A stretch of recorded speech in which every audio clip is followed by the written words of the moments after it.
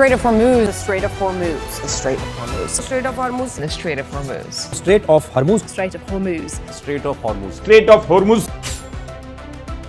आपने अभी तक सोशल मीडिया पर कई सारे वीडियोस देखे होंगे जिसमें आपको स्ट्रेट ऑफ हार्मस के बारे में बताया जा रहा होगा। लेकिन अगर आपको सबसे कम समय में सबसे सटीक जानकारी चाहिए जिससे आपका समय भी खर्च ना हो और आप सब कुछ जान भी जाएं, तो वीडियो सिर्फ आपके लिए है। बिना किसी प्रकार की देरी किए हुए हम आपको स्ट्रेट ऑफ हार्मस के बारे में एकदम सटीक जानकारी देने वाले हैं। चाहते बस इतना है कि अगर आपने अभी तक चैनल को सब्सक्राइब नहीं किया है तो चैनल को सब्सक्राइब कर दें। इसमें आपके सिर्फ 2 सेकंड खर्च होंगे। देखो, स्ट्रेट ऑफ हार्मस एग्जैक्टली किस जगह को कहते हैं पहले ये समझ लेते हैं। आप जो यहाँ पर ये मैप वाली इमेज देख रहे हो, इसमें जितने भी आपको देश दिख रहे हैं, चाहे ओमान हो, ईरान हो, सऊदी अरब हो या कतर हो, इन सभी देशों को खाड़ी देश कहा जाता है। अब इस इमेज में आप ये छोटी सी जगह देख रहे होगे जो ईरान के बॉर्डर और ओमान के बॉर्डर के बीच में है। इसी जगह को स्ट्रेट ऑफ हार्मस कहते हैं। ये एक छोटा सा समुद्री रास्ता है जो फारस की खाड़ी को ओमान की खाड़ी से जोड़ता है। ये दुनिया का सबसे जो इम्पोर्टेंट एनर्जी चेक पॉइंट होते हैं उनमें से एक होता है। एनर्जी चेक पॉइंट का मतलब ये हो जाता है कि जहां से ज्यादातर व्यापार होता होगा। पहली चीज हमने ये समझ ली कि स्ट्रेट ऑफ हार्मस किस जगह को कहते हैं। अब 2 चीजें बचती हैं। दूसरी ये कि ईरान इसको ब्लॉक कैसे और क्यों कर रखा है, और तीसरी चीज ये कि इंडिया के लिए इतना इंपॉर्टेंट क्यों है। देखिए, जैसा कि मैंने बताया था कि दुनिया का सबसे इंपॉर्टेंट एनर्जी चेक पॉइंट है जहां से सबसे ज्यादा व्यापार होता है।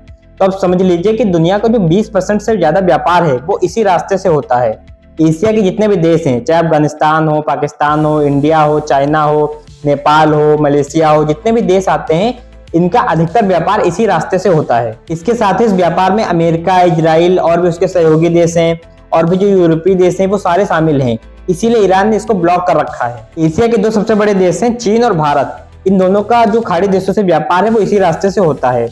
तो ईरान ने चीन के सारे जहाजों को बिना किसी पाबंदी के गुजरने की अनुमति दे दी है, लेकिन भारत के जो जहाज हैं वो बातचीत करने के जरिए एक एक करके निकल रहे हैं। अब ईरान इसको ब्लॉक कैसे कर पा रहा है? क्योंकि छोटा सा समुद्री रास्ता है जो ओमान और ईरान के बॉर्डर के बीच में है, और इजराइल एक ऐसा देश है उस क्षेत्र में जो ईरान से टक्कर ले सकता है। ना कि ओमान, ना कि सऊदी अरब, ना कि कतर, कोई भी देश ईरान से टक्कर नहीं ले सकता है। इसीलिए ओमान वहां पर कुछ नहीं कर पा रहा है। अब तीसरी चीज ये है कि भारत पर इसका कितना असर पड़ रहा है और कैसे। देखो, इसको समझने का सबसे अच्छा तरीका यह है कि भारत अपनी जरूरत का जो कच्चा तेल है वो 88% लगभग बाहर से लेता है, और उस 88% में से 40 से 50% लगभग इसी रास्ते से होकर गुजरता है। ये जो आजकल एलपीजी गैसों की समस्या हो रही है वो इसलिए हो रही है कि भारत जितना भी एलपीजी गैस बाहर से आयात करता है उसका लगभग 60% इसी रास्ते से होकर गुजरता है। इसीलिए स्ट्रेट ऑफ हार्मस भारत के लिए इतना ज्यादा जरूरी है। तो वीडियो को अपने लास्ट तक देखा है, इसके लिए आपका धन्यवाद। और अगर अभी तक आपने चैनल को सब्सक्राइब नहीं किया है तो चैनल को सब्सक्राइब कर दीजिए। इसके साथ ही खेल की दुनिया से जुड़े हुए और भी कई सारे वीडियोस के लिंक डिस्क्रिप्शन बॉक्स में है, वहां पर जाकर आप उनको भी देख सकते हैं।